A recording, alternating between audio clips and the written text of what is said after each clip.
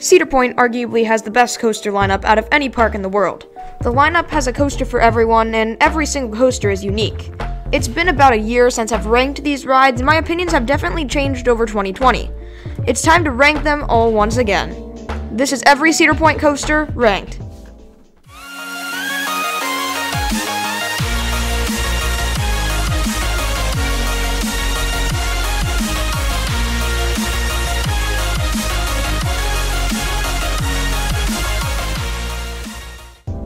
Number 17, Wilderness Run. This is by far the smallest coaster in the park, which makes sense. Located in Camp Snoopy is by far the tiniest coaster in the park. Wilderness Run takes a small turn below the trees before dipping down through an airtimeless hill. It's an okay kiddie coaster, but nothing more. Number 16, Cedar Creek Mine Ride. In my opinion, this is one of the worst bigger roller coasters. Cedar Creek Mine Ride is meant for families, and I understand that. It has a decent mine train layout over the water of Frontier Town. It has some quick helices low to the ground and some fun dips throughout the layout. Unfortunately, this ride is one of the most painful coasters I've ever ridden. With each of those little dips comes a massive jerk that gives riders whiplash. I get how some people would like the classic and jerky feel the ride gives off, but for a coaster enthusiast that doesn't want a headache, it just isn't for me. Number 15, Woodstock Express. Surprisingly, I would rather ride this kiddie coaster than Cedar Creek Mine Ride. Well, of course, being a kiddie coaster, it is a lot smaller than Mine Ride. It's just a lot more enjoyable. Woodstock Express isn't anything special for a kiddie coaster. After a small lift climb, the train drops downwards through multiple turns and spirals. For a kiddie coaster, these turns can be surprisingly intense, especially in the first one. It's not intense enough for anyone to gray out, but it still has a bit of force. A redeeming quality with this tame coaster is that it's very smooth for being so old. Unlike Mine Ride, I can actually enjoy the small ride without any pain. Number 14, Gemini. And here comes the surge of comments telling me that Gemini is one of the best coasters in the park and it should be top 10. I've ridden Gemini well over 50 times throughout the past 4 years, and I can safely say that it is not deserving of being in the top 10. This is one of my least favorite thrill coasters. Gemini may look large on the midway, but in my opinion, this is one of the most boring roller coasters. After its somewhat airtime-filled drop, the ride enters a series of turns taken at a very slow speed that ruined the ride for me. After every little dip is a long drawn-out turn that doesn't do anything except to bore the riders. Also, this is a very jerky coaster, as every dip uncomfortably jerks riders out of their seat. While it is more thrilling than the previous coasters, I can't place Gemini any higher than number 14. Number 13, Corkscrew. Corkscrew has recently gone from my least favorite coaster in the park to a surprisingly fun ride experience. In the past few years, Corkscrew has gone from very, very rough to actually pretty smooth in the recent years. The drop is a bit forceless, but the first airtime hill provides a strong pop of floater airtime. The loop is intense, and the corkscrews provide some great hang time before the brake run. I used to think Corkscrew was way too short and rough to enjoy, but I have changed my opinion. Now, Corkscrew still has a rough patch here and there, but it isn't nearly as bad. The forceful ride experience more than makes up for the length and rough spots, which makes Corkscrew deserving of the number 13 spot. Number 12, Iron Dragon. On the first few visits to Cedar Point, this was my favorite roller coaster in the park, and it holds a special place in my heart as being the first main coaster I've ridden. I still find Iron Dragon quite fun, but it has some flaws that make it unnecessary to ride more than once in my opinion. The biggest flaw with Iron Dragon is that it's very tame. Don't get me wrong, the setting over the lake and trees is superb, and it makes for a thrilling ride experience twisting around the forest. It's just that the ride experience is slow and in some parts rather boring. In the back cars, it has a strong rattle which kind of ruins the experience for me. It's a small and fun ride, but nothing more. Number 11, Blue Streak. The fact that I am putting one of my most ridden Cedar Point coasters at number 11 shows how good Cedar Point's lineup is. Blue Streak is such a great little roller coaster. It's pretty small, only about 70 feet tall, and it's slow, only being about 40 miles per hour. Blue Streak packs a punch with its small layout. Every hill in the first half of the coaster is full of ejector and floater airtime. While it is a bit painful in the beginning, it isn't anything to fret over. The second half, on the other hand, isn't as great. While it is smoother, it's not nearly as forceful. Every hill here has a little bit of airtime, but nothing else is special. The first half is good, but the second half kills the rest of the ride. I love Blue Streak, but one ride per visit is enough. Number 10, Wicked Twister. While this ride is very short and repetitive, it's grown to be one of my most ridden coasters at the park, partly because it never has a line.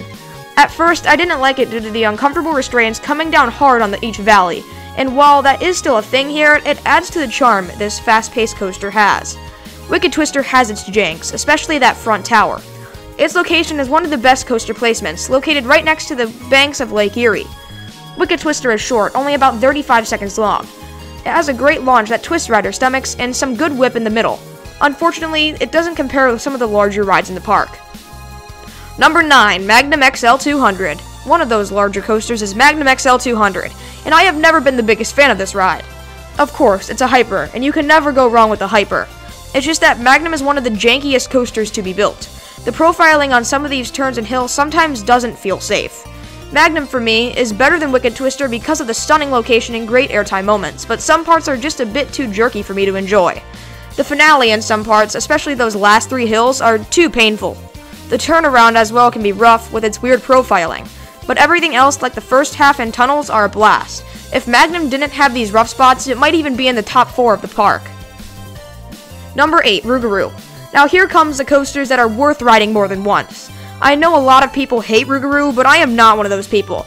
I think Rougarou is one of the better floorless coasters, and while it has a few rough patches here and there, it doesn't ruin the experience like Magnum does.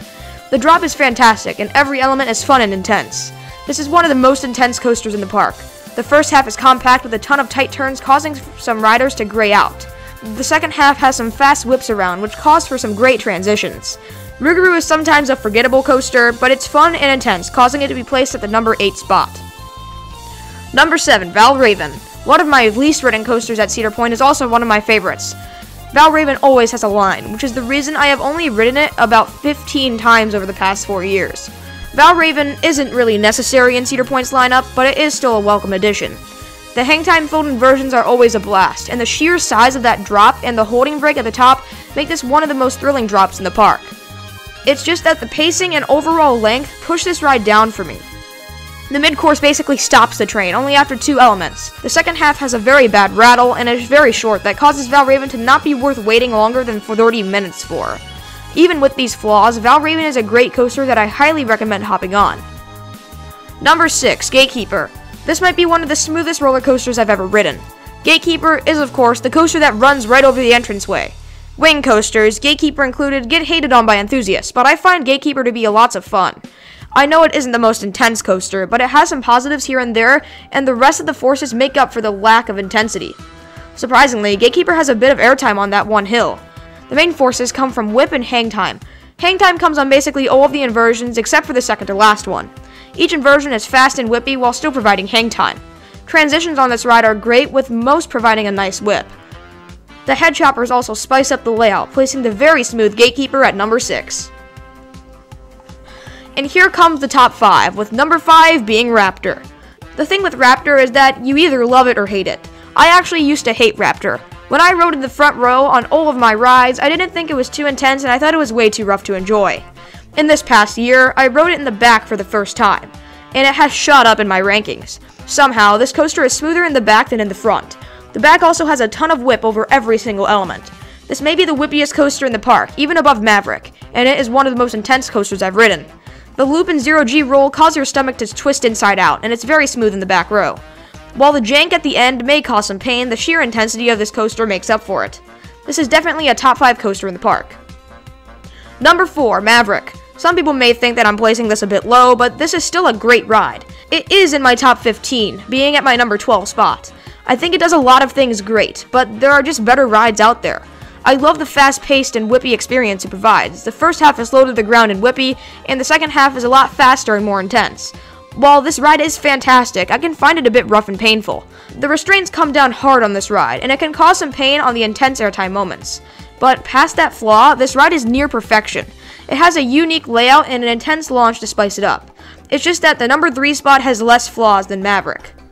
Number 3, Millennium Force. This is my most ridden coaster at the park, and it is still one of my favorites. While it isn't as intense as Maverick with positives, it beats Maverick with laterals and airtime moments. Millennium Force is gigantic, which makes it one of the most fun roller coasters to ride. The drop is incredible, especially in the back. It feels like it goes on forever. Each overbank turn provides some great lateral Gs. I know this ride gets hate for apparently being forceless, but I do not see that here. The airtime moments are also very fun, and provide a lot of great floater airtime. It is also a lot longer of an experience than Maverick, and is more comfortable to ride. Millennium Force is truly a great coaster. Number 2, Top Thrill Dragster. I don't think there is a more intense coaster than this ride is. This is the tallest, fastest, most intense, and shortest coaster I've ridden. With with only 17 seconds in length, it packs a very, very large punch.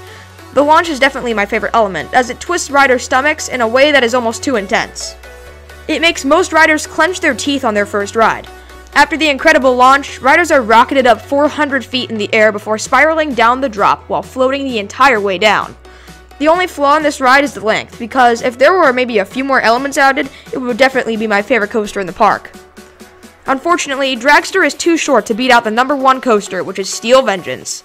Steel Vengeance is basically as perfect as a coaster can get. Every element is very enjoyable. Steel Vengeance has the most airtime in the world, which means you are out of your seat for a lot of the ride experience.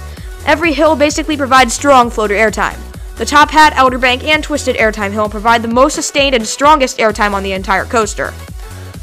Each turn and inversion is very whippy and the lap bars are pretty comfortable. Some people say that this ride has horrible pacing, and I just don't agree.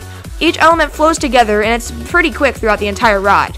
This ride is also very lengthy, and all of these factors equal a very enjoyable ride experience. I can't really think of any flaws with this ride. In my opinion, it is definitely deserving of the number 1 spot. If you enjoyed this video, make sure to leave a like and subscribe. Comment below what your favorite Cedar Point coasters are, and email me with questions or concerns. I hope you guys have a great rest of your day.